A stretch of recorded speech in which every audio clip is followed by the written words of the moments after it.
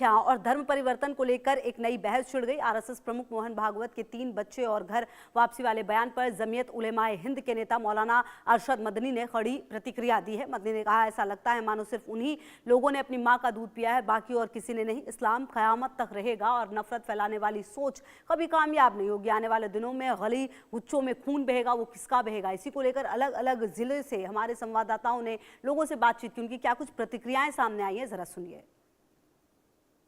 देश में इन दिनों घर वापसी और धर्म परिवर्तन, जनसंख्या नियंत्रण को लेकर जंग छिड़ गई है। आरएसएस प्रमुख मोहन भागवत ने कहा है कि हर सनातनियों को 3 बच्चे पैदा करना चाहिए। उसको लेकर जो जामियत उलेमाए हिंद के मौलाना अरशद मदनी ने कड़ी प्रतिक्रिया दी है। उन्होंने कहा है कि सिर्फ उन्हीं लोग अपने माँ की दूध नहीं पिए हैं, बल्कि हर लोग अपने माँ की दूध पिए। इसको लेकर अब जंग छिड़ गई है। हमारे साथ कुछ मुस्लिम समाज के लोग हैं, हम उनसे जानने की कोशिश करेंगे वो किस तरह से इस बयान को देखते हैं। आरएसएस प्रमुख एक बार फिर से उन्होंने बयान दिया है कि घर वापसी, जनसंख्या नियंत्रण और धर्म परिवर्तन, इसके अलावा उन्होंने कहा कि 3 बच्चों मतलब कि सनातन को 3 बच्चे पैदा करना चाहिए। किस तरह से देखते हैं? देखिए, इसमें मोहन भागवत आरएसएस प्रमुख जी का जो बयान आया था उस पर लोगों की प्रतिक्रियाएं आई ही थी। किसी को आप निर्धारित नहीं कर सकते। एक तरफ सरकार द्वारा ये चलाया जा रहा है कि हम दो हमारे दो के स्लोगन पर अब मोहन भागवत जी अगर ये 3 का स्लोगन दे रहे हैं तो ये कहीं से गलत है। ये ऐसा बयान उनको नहीं देना चाहिए कि अब 3 बच्चे किए जाएं और घर वापसी का मसला हो। तो ये सब आखिरकार ये राजनीति की बातें ये चुनाव से पहले ही क्यों की जाती है?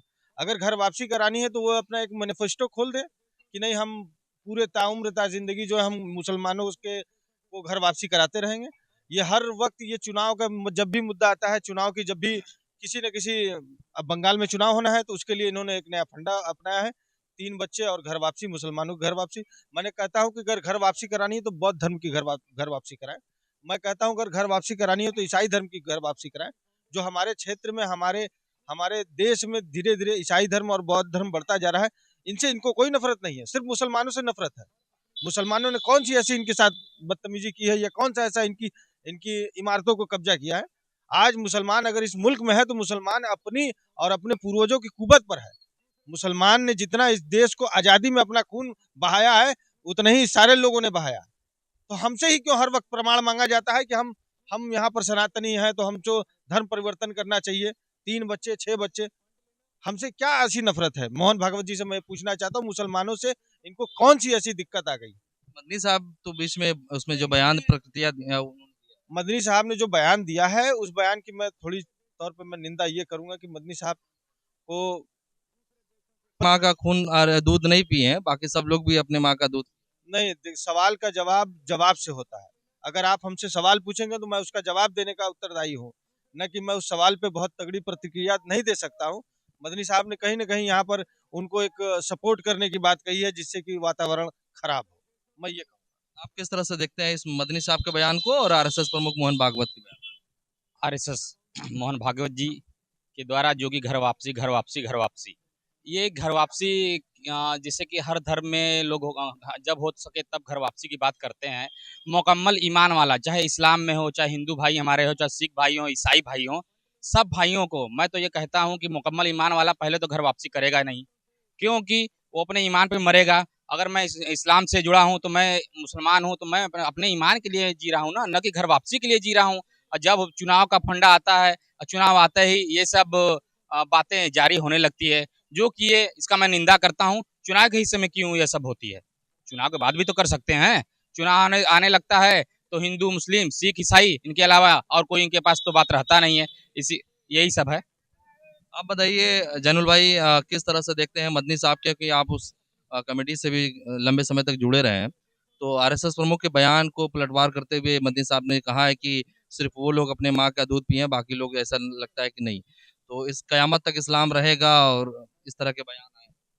जैसे देखिए, जैसा मोहन भागवत जी ने सवाल किया वैसा मदनी जी ने जवाब दिया। और दूसरी बात, हमको तो ये नहीं समझ में आता है, मोहन भागवत जी भाई हिंदुस्तान के एक बहुत बड़ी संस्था के मतलब वो हैं जो है उसका अध्यक्ष है, तो हमें उनसे ये अपेक्षा नहीं थी कि वो इस तरीके की भाषा देते हैं, न पहले कभी देते थे। और रही बात कि घर वापसी की, तो जो ईमान वाला मुसलमान होगा वो कभी घर वापसी नहीं करेगा। अब बाकी तो घूमते हुए जिसको कभी ईसाई बन जाना है, किसी कभी मुसलमान बन जाना है, कभी बौद्ध बन जाना है, तो वो पलट सकता है, मगर एक मुसल्लम ईमान वाला अपनी जान देना कबूल करेगा, मगर वो घर वापसी और फर वापसी नहीं करेगा।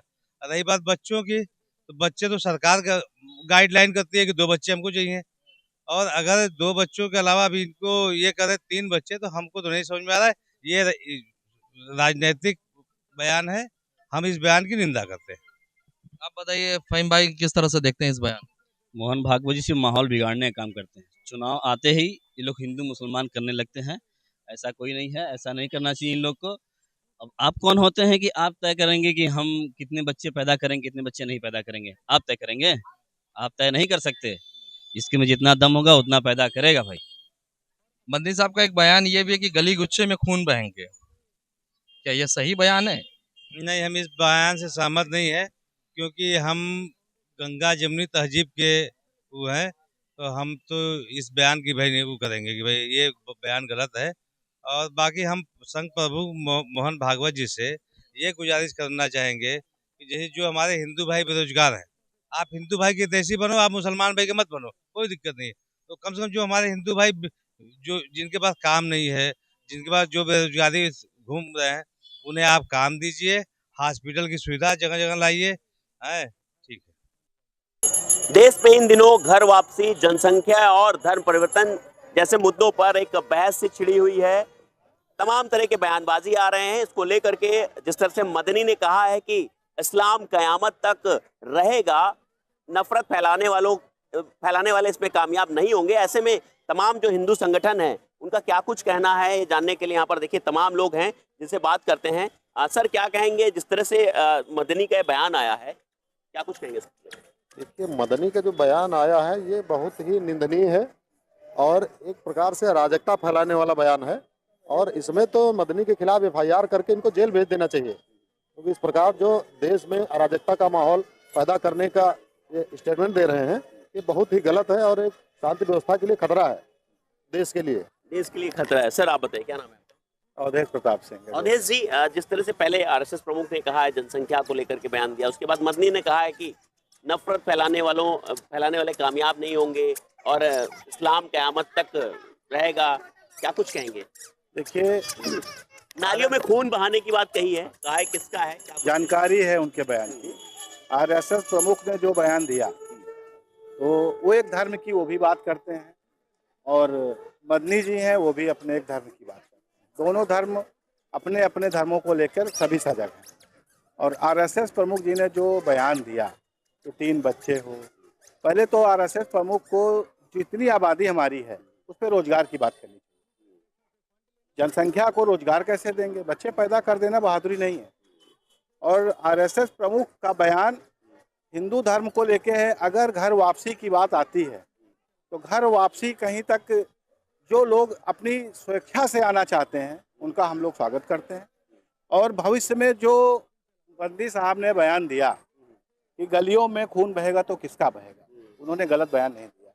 अभी हमारे अधिवक्ता साथी ने बताया कि मदनी जी ने बयान दिया, उनके खिलाफ कार्रवाई होनी चाहिए। सबसे पहले तो हमको उस पर विचार करना चाहिए कि अगर हम आपसी भाईचारे को संघर्ष में तब्दील करते हैं तो खून बहेगा तो किसका बहेगा, उस पर भी हमको विचार करने की आवश्यकता है कि अगर हमारा आपका कहीं पे विवाद होता है, गली में खून बहता है, तो हमारा आपका भाईचारा खत्म होता है। सबसे पहले तो RSS प्रमुख को ऐसे बयानों से बचना चाहिए कि कौन बच्चे पैदा करे कौन ना करे। ऐसी स्थिति में पहले रोजगार पे बात करनी चाहिए, देश के भविष्य की बात करनी चाहिए। अभी दिल्ली में गलगोटिया यूनिवर्सिटी ने AI का प्रोग्राम किया, तो वहाँ चाइना के इलेक्ट्रॉनिक सामान को अपना बता रहे हैं, और माननीय प्रधानमंत्री जी हमारे उसी में सारी योजनाओं को लेके बखान कर रहे हैं। लगातार आपने भी मीडिया के माध्यम से, लोगों के माध्यम से सुना होगा। पहले अपने राष्ट्र को मजबूत करिए, आने वाली पीढ़ियों को रोजगार दीजिए, हमारे किसान, नौजवान और सरहद पे जो हमारी सेनाएं हैं उसके लिए बेहतरी के लिए बात करिए। भारत अगर मजबूत होगा तो दुनिया में हर स्तर पे लड़ने के लिए वो सक्षम होगा। बिल्कुल। आपका क्या नाम है? प्रमोद कुमार है। मैं क्या कहेंगे जिस तरह से इन दिनों देखा जा रहा है कि तरह तरह की बयानबाजी चल रही है, कोई जनसंख्या को लेकर के कह रहा है, कोई अपने इस्लाम को लेकर के कह रहा है, कोई कुछ कह रहा है, क्या कुछ कहेंगे इसको लेकर? देखिए, मेरा मानना यह है कि भारत हमेशा से धर्म प्रधान देश रहा है और यहाँ पर सभी धर्मों को रहने का अधिकार है और धर्म की ध्वजा भारत से ही चली है और भारत में ही रहेगी।